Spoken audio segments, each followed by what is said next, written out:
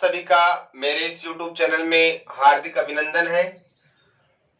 हम पिछली 2 क्लासों में शब्द शुद्धिकरण पढ़ रहे थे, जिससे संबंधित 6 नियम हमने पढ़ लिए थे। आज हम उसके आगे नियम पढ़ते हैं, शब्द शुद्धिकरण का 7वां नियम।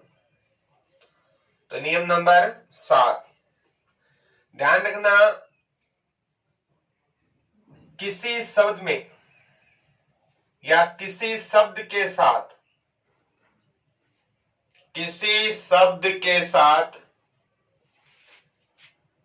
यह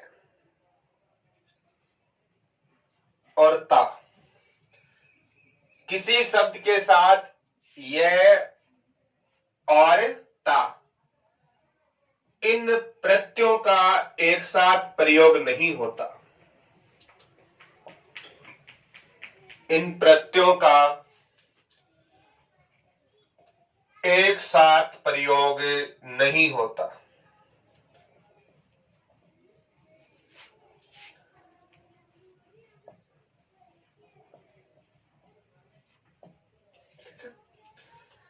किसी शब्द के अंत में जुड़ते हैं वो प्रत्यय कहलाते हैं।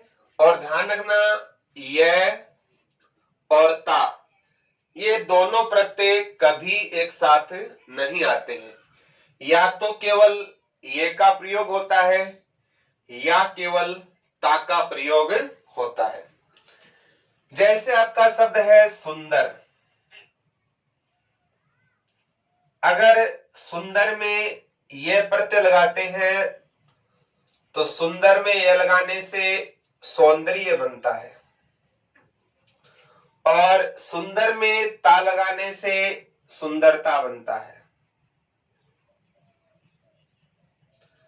तो यहां तो सुंदर में केवल कौन सा प्रत्यय है? यह प्रत्यय। यहां केवल कौन सा है? ता प्रत्यय।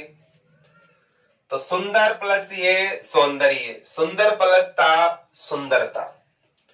लेकिन अगर हम यह और ता दोनों साथ लगाते हैं तो आपका शब्द बनता है सौंदर्यता। अब इस शब्द में यह भी है और ता भी है, दोनों प्रत्यय कभी एक साथ नहीं आते। सुंदर शब्द है वो आपका सही है, सौंदर्य है वो भी सही है, सुंदरता है वो भी सही है, सौंदर्यता शब्द आपका गलत है। जैसे आपका शब्द है मधुर, मधुर में क्या लगाते हैं? यह लगाते हैं। तो मधुर में यह लगाने से क्या बनता है? माधुर्य। और मधुर में ता लगाने से क्या बनता है? मधुरता।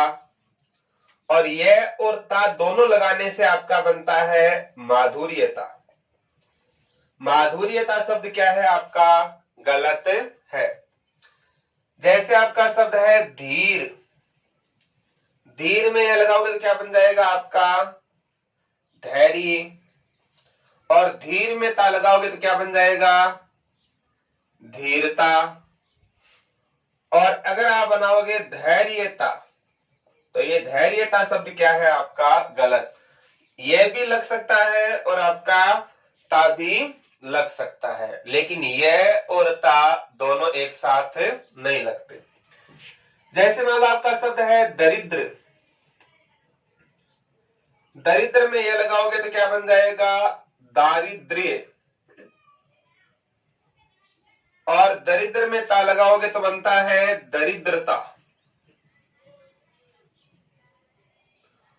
और यह और ता लगाने से बनता है आपका दारिद्र्यता। दारिद्र्यता शब्द आपका क्या है? गलत माना जाता है। तो ध्यान रखना, चाहे आपका कोई भी शब्द हो, सुंदर हो, मधुर हो, धीर हो, दरिद्र हो, निकट हो, दंपति हो, स्वतंत्र हो, किसी कृपण हो। जैसे मान लो शब्द है आपका कृपण, कृपण में यह लगाओगे तो बनता है कार्पण्य। और कृपण में ता लगाने से बनता है कृपणता। और ये और ता लगाने से बनता है कार्पण्यता।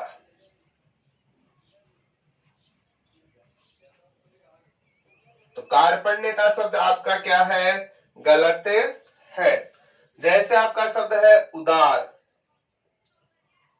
उदार में ये लगाओगे तो बनता है आपका औदारी, और उदार में ता लगाने से बनता है आपका उदारता। और उदार में ये और ता लगाने से बनता है आपका औदार्यता। तो यहां पर आपका ये और ता दोनों साथ है। तो केवल आप क्या लगा सकते हो? या तो ये प्रत्यय लगा सकते हो या केवल ता लगा सकते हो। मधुर सही है, माधुर्य सही है, मधुरता सही है, धीर सही है, धैर्य सही है, धीरता सही है। इधर वाले जो भी वर्ड हैं वो आपके सही है, और जहां ये और ता ये दोनों लगे हुए हैं वो आपका गलत है। एग्जाम में क्या आता है? निम्न में से कौन सा शब्द गलत है? और जैसे आपका एग्जाम आ गया सौजन्यता शब्द आ गया, जैसे आपको एग्जाम में दे दिया सौजन्यता। अब बताओ सौजन्यता में अंत में क्या है? ये और आपका ता। देखो ये कैसे बना है? तो दरिद्र में ए था, ए का क्या बना? आ। यहाँ ऊ है, ऊ का क्या बना? औ। ये जब हम प्रत्यय पढ़ेंगे तो वहां हम चर्चा कर लेंगे कि जो प्रत्यय होते हैं ना उसमें आपका चेंज होता है। कैसे चेंज होता है? प्रत्यय के अंदर जैसे कोई पहला अक्षर ए या आ है तो क्या बन जाता है? आ। जैसे मान लो यहाँ ए था तो ए का क्या बनता है? आ बनता है, ये प्रत्यय। अगर पहला अक्षर कोई ई है तो क्या बनता है? ऐ बनता है। ऊ है, ऊ का क्या बनता है? औ बनता है। और जो री है, इस री का कन्वर्जन किस में होता है? आपका आर में होता है। और प्रत्यय लगाने पर जो अंतिम वर्ण है वो आपका क्या हो जाता है? अर्धाक्षर हो जाता है। अगर आपको इसकी पहचान करनी है कि अगर किसी शब्द को देखकर पहचानना है कि वो गलत है या सही, तो ध्यान रखना किसी शब्द के अंत में ये और ता ये दोनों क्या दिखाई दे? साफ। और इनसे पहले ये और ता से पहले क्या हो? आपका अर्धाक्षर। ये और ता से पहले अगर कहीं आपको आधा अक्षर दिखाई दे रहा है इसका मतलब वो शब्द आपका क्या है? गलत। देखो कार्पण्यता में यह और ता है, इससे पहले अणे कितना है? आधा। धैर्यता में देखो यह है और ता है, लेकिन इस ये से पहले ऊपर क्या है? रे। ऊपर वाला रे कितना होता है? आधा। माधुर्यता में क्या है? यह और ता, और इस ये से पहले क्या है? रे। रे जिस वर्ण पर लगता है उससे पहले उच्चारण होता है माधुर्यता। इसका मतलब ये रे कहाँ है? इस ये से पहले। तो ध्यान रखना औदार्यता में क्या है? यह और ता, इससे पहले रे कितना है? आधा। यहां भी क्या है? यह और ता, इससे पहले आपका द और रे दोनों क्या है? आधे। सौंदर्य में यह और ता रे कितना है? आधा। तो अगर किसी शब्द में यह और ता से पहले आपको अर्धाक्षर दिखाई दे, ऐसी कंडीशन में वो शब्द कैसा माना जाएगा? आपका गलत माना जाएगा। तो आपका जैसे स्वातंत्र्यता शब्द आ गया, स्वातंत्र्यता। अब बताओ स्वातंत्र्यता में अंत में क्या आ रहा है? यह और ता, गलत है। इससे पहले क्या है? आधा। तो ये शब्द भी क्या है? आपका गलत। स्वतंत्र हो सकता है, स्वतंत्रता हो सकता है, स्वातंत्र्य हो सकता है। जैसे कुटिल है, कुटिल से क्या बन सकता है? कुटिलता बन सकता है, कौटिल्य बन सकता है, लेकिन कौटिल्यता शब्द है वो आपका गलत हो जाएगा। तो ध्यान रखना किसी शब्द के अंत में अगर आपको यह और ता दिखाई दे और उससे पहले आपका अर्धाक्षर हो, ऐसी कंडीशन में वो शब्द गलत है। या तो केवल ये प्रत्यय आता है या केवल आपका ता प्रत्यय आता है। स्क्रीनशॉट ले सकते हो आप इसका। आगे बढ़ते हैं। नियम नंबर 7।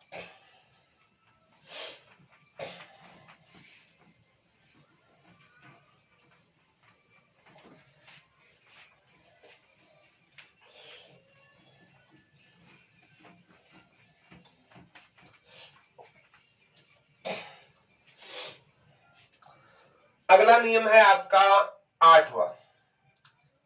कई जगह शब्दों में किस संबंधी अशुद्धि होती है? आपकी संधि संबंधी अशुद्धि होती है। संधि संबंधी क्या होती है? आपकी अशुद्धि मानी जाती है। अब देखो संधि संबंधी अशुद्धि क्या होती है। अगर कोई शब्द संधि के नियमों के अकॉर्डिंग नहीं आता है, मात्रा बड़ी छोटी हो जाती है, ऐसी कंडीशन में हम क्या मानते हैं? संधि संबंधी अशुद्धि भी होती है, या मात्रा संबंधी भी ले सकते हैं हम। जैसे मान लो आपके सामने कोई शब्द है रविंद्र। अब आपसे पूछ लिया जाए रविंद्र यह सही है या रविंद्र यह सही है, ऑलमोस्ट हम क्या लिखते हैं? ऊपर वाला लिखते हैं, जो आपका क्या है? गलत है। रविंद्र क्या है? रविंद्र में वी क्या आता है? आपका बड़ा। कैसे? रविंद्र संधि होती है इसमें दीर्घ संधि, किससे बनता है? आपका रवि प्लस इंद्र से। तो ई प्लस ई क्या बनता है? आपका बड़ा ई बनता है। ध्यान रखना रविंद्र में ई क्या आएगा? आपका बड़ा। अगर मान लो ये आ जाए, छोटी मात्रा आ जाए, कैसी अशुद्धि है? यहाँ पर संधि के नियमों का पालन नहीं हो रहा है, संधि संबंधी अशुद्धि है। जैसे जैसे रविंद्र बनता है वैसे ही क्या बनता है? आपका कवि प्लस इंद्र।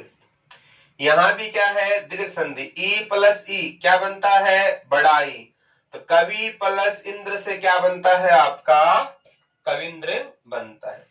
तो संधि संबंधी अशुद्धि तो जब हम संधि पढ़ेंगे तो उसमें आपको ये बहुत ज्यादा क्लियर हो जाएगी, क्योंकि यहाँ आपके सारे संधि के नियम काम आएंगे, चाहे वो स्वर के हो, चाहे व्यंजन के हो, चाहे आपके विसर्ग हो।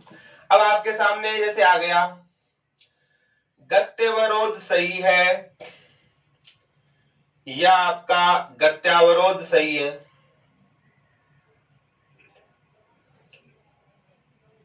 शब्द आ गया दुर्वस्था सही है या दुरावस्था सही है। निर्वलंब सही है या आपका निरावलंब सही है।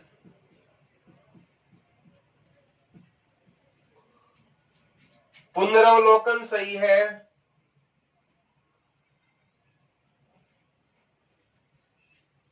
या पुनरावलोकन सही है। पुनरावलोकन सही है या आपका पुनरावलोकन सही है।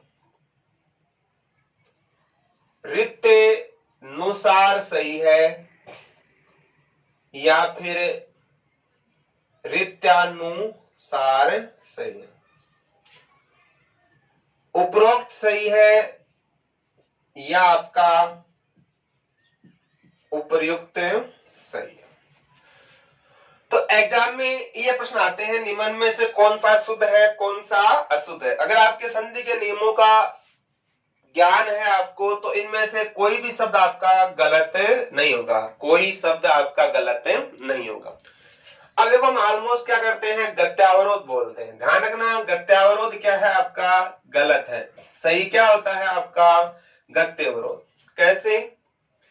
ये बनता है आपका गति धन अवरोध से, यण संधि है। गति यानी गति को, अवरोध यानी रोकना। गति इंग्लिश में बोलते हैं स्पीड, अवरोध बोलते हैं ब्रेकर। तो हिंदी का जो गत्यवरोध शब्द है इसी को इंग्लिश में कहा जाता है स्पीड ब्रेकर, यण संधि है। तो गति प्लस अवरोध से क्या बनता है? आपका गत्यवरोध। दुरावस्था होता है या दुर्वस्था होता है? ध्यान रखना सही शब्द क्या है? आपका दुर्वस्था। दुरावस्था क्या है? गलत। विसर्ग संधि में होता है दु है प्लस अवस्था। विसर्ग का रह कितना बनता है? आपका आधा बनता है। दुर्वस्था होता है, दुरावस्था नहीं होता।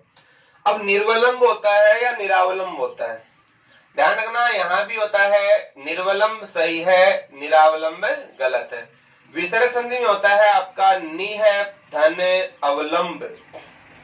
अवलंब यानी होता है सहारा, नि यानी रहित, बिना सहारे के होता है, उसे कहा जाता है आपका निर्वलंब कहते हैं। तो ध्यान रखना निर्वलंब भी होता है, निरावलंब नहीं होता।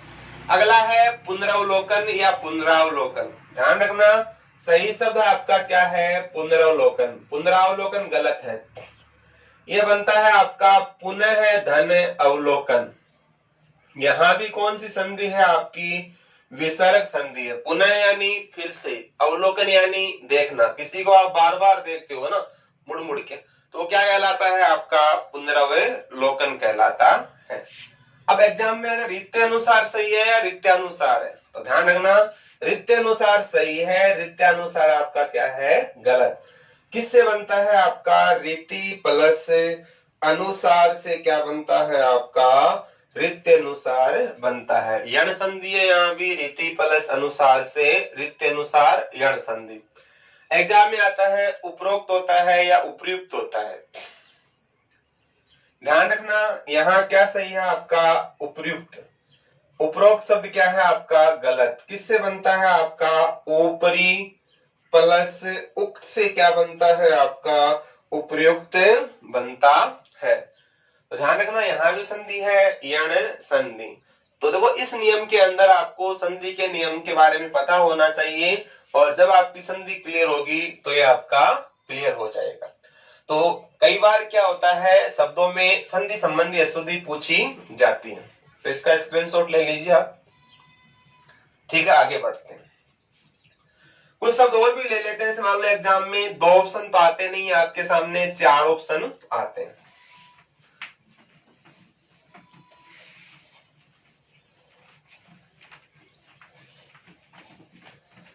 जैसे मान लो आपके सामने 4 ऑप्शन आ गए कि कौन सा सही है। अब ये आ गया, निम्न में से कौन सा सही है?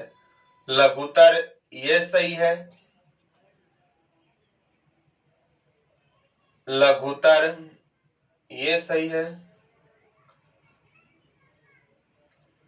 लघुतर ये सही है, या फिर आपका लघुतर ये सही है। जैसे आपका लघुतर है उसी प्रकार से लघुत्तम भी पूछा जा सकता है। लघुत्तम,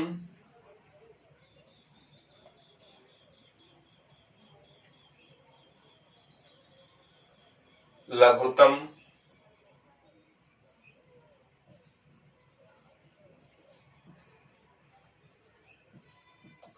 अब ऐसी स्थिति आ जाए आपके सामने और पूछ लिया जाए निम्न में से कौन सा शुद्ध है, कौन सा अशुद्ध है।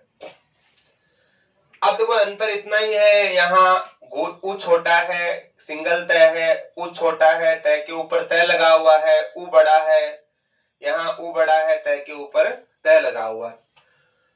ऐसी कंडीशन में शब्द को पहचानना बड़ा दुविधा हो जाता है, और एग्जाम में जो आया था उस समय ऐसे ही 4 ऑप्शन आपके दिए गए थे। अगर आपको इन चारों में से अगर सही करना हो, तो इन दोनों में नीचे वाला जो ऑप्शन है वो सही माना जाएगा। कैसे?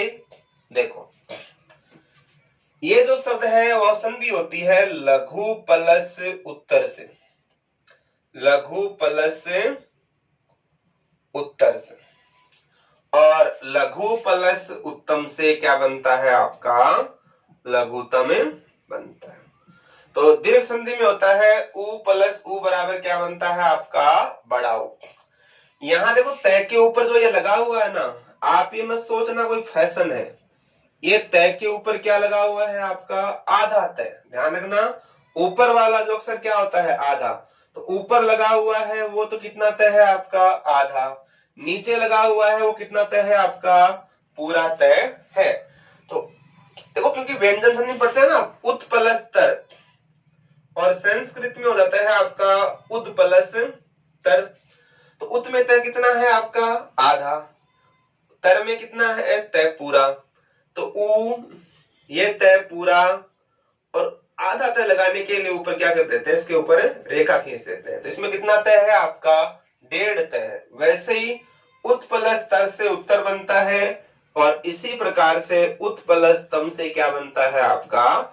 उत्तम बनता है। तो कोई फैशन नहीं है, यहाँ तय के ऊपर क्या लगा हुआ है?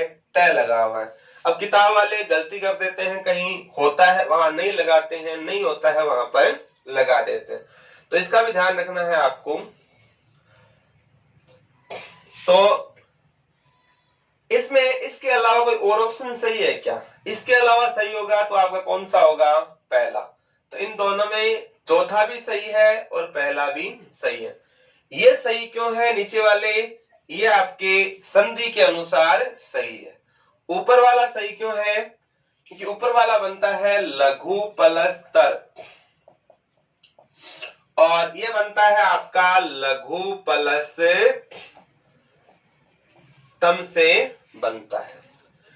तर और तम दोनों वैसे प्रत्यय भी होते हैं, और जब हम विशेषण की अवस्था पढ़ते हैं, मूलावस्था, उत्तरावस्था, उत्तमावस्था, तो वहां क्या आते हैं? तर और तम का प्रयोग किया जाता है। उत्तरावस्था में तर, निमन, निमंतर, निमंतम, कठिन, कठिनतर और कठिनतम।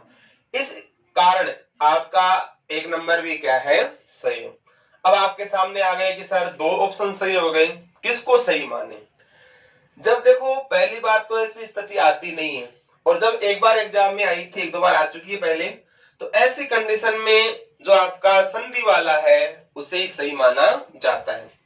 जब आपके सामने एक से अधिक स्थिति सही हो और जहां संधि वाली स्थिति सही हो, तो हमें पहली प्राथमिकता हमें किसको देनी है? संधि वाली स्थिति को ही देनी है। बाकी ये प्रश्न आपका डिलीट भी हो सकता है अगर आप इस पर रेट लगाते हो, क्योंकि दोनों ही सही है। आपका ये भी सही है और आपका ये भी सही है। अब देखो कहीं लगाते हैं कहीं नहीं लगाते हैं, इसमें क्या अंतर? अब आपके सामने आ गया सत्व। अब बताओ सत्व ये सही है या सत्व ये सही है? समस्या हो गई। तत्व कौन सा सही है? तत्व ये सही है या तत्व ये सही है? अब आप सोचते हो कि और इसमें क्या है, कुछ फर्क नहीं है, खाली ऊपर डिजाइन से बना दी, डिजाइन से बहुत प्रभाव पड़ता है, ये कोई फैशन नहीं है। ये तय के ऊपर क्या लगा हुआ है? तय यहाँ है नहीं। तो ध्यान रखना, सत्व और तत्व दोनों में क्या आता है? अर्धाक्षर तय के ऊपर तय आता है। अगर सिंगल लिखते हो वो गलत है। कैसे? सत्व किससे बनता है? हिंदी में कह सकते हो आप सत्य प्लस त्वय। त्वय आपका प्रत्यय होता है। निज प्लस त्वय निजत्व, अपना प्लस त्वय अपनत्व। वैसे ही क्या बनता है? तत् प्लस त्वय।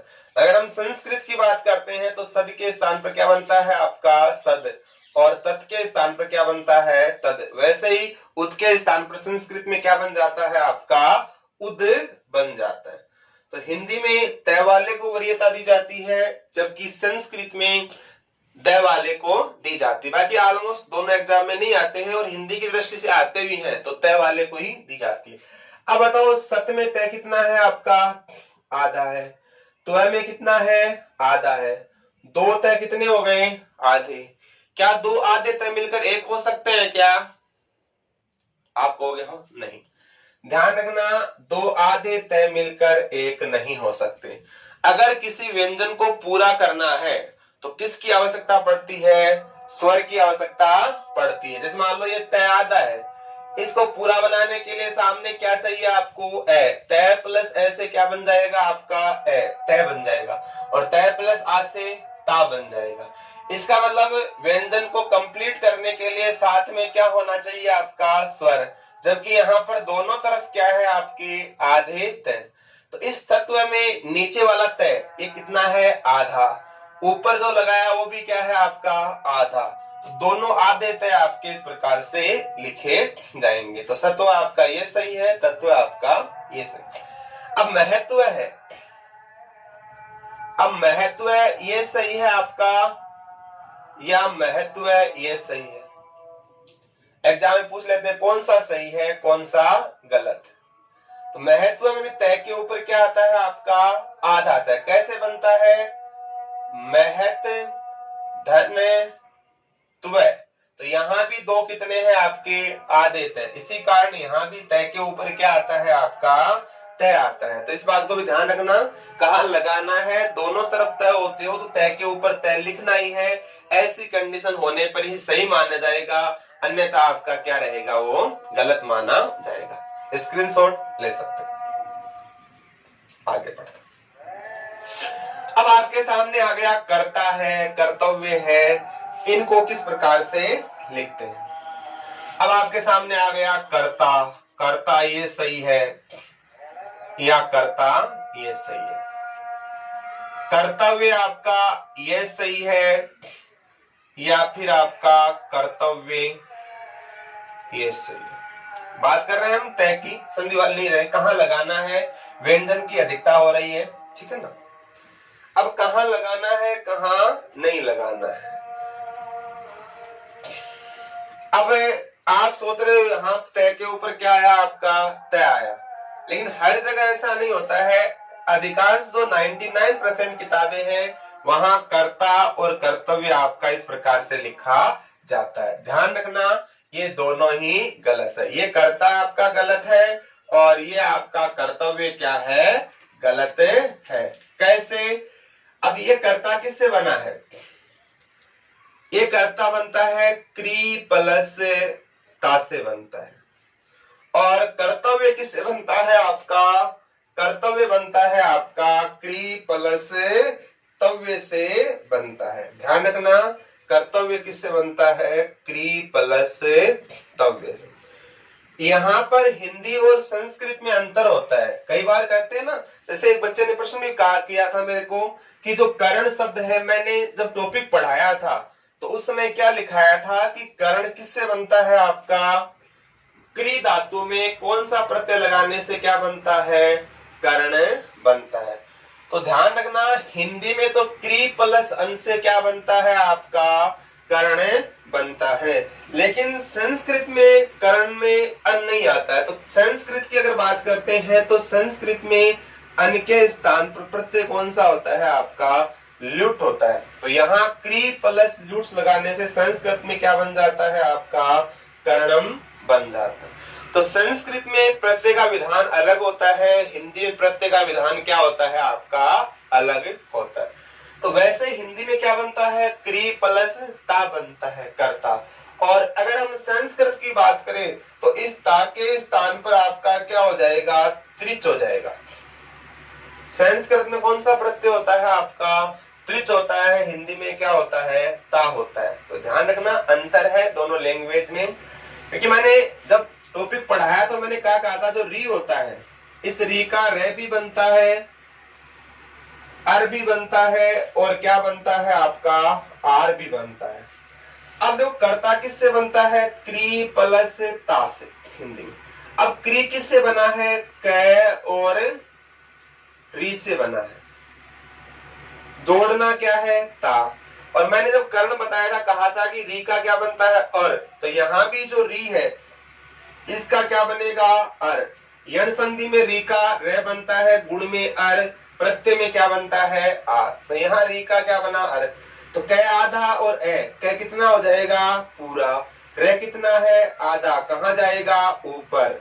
कौन सा प्रत्यय है, ता। अब बताओ इस ता के ऊपर कुछ लगा हुआ है या ता ऐसे, ता आपका ये पढ़ते ना, सुंदरता, मधुरता, ता आपका क्या है, प्रत्यय। तो हिंदी में तो ता ही करना आपको, और अगर संस्कृत में पूछे तो क्या हो जाएगा आपका, त्रिच। तो अंतर है, इस बात का ध्यान रखना। जैसे कर्तव्य बना है क्री प्लस तव्य, क्री से क्या निकाला, कै, और क्या बच गया आपका, री, निकाला आपका क्या, तव्य।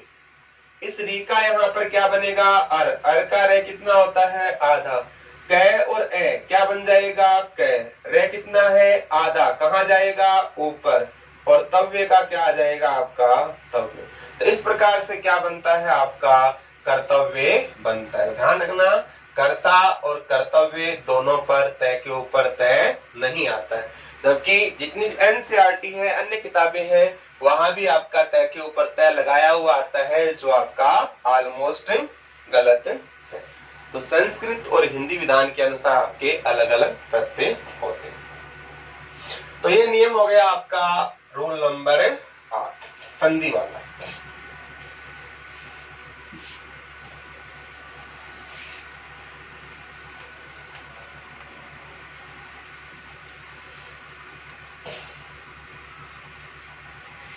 आगे हम पढ़ते हैं नियम नंबर 9।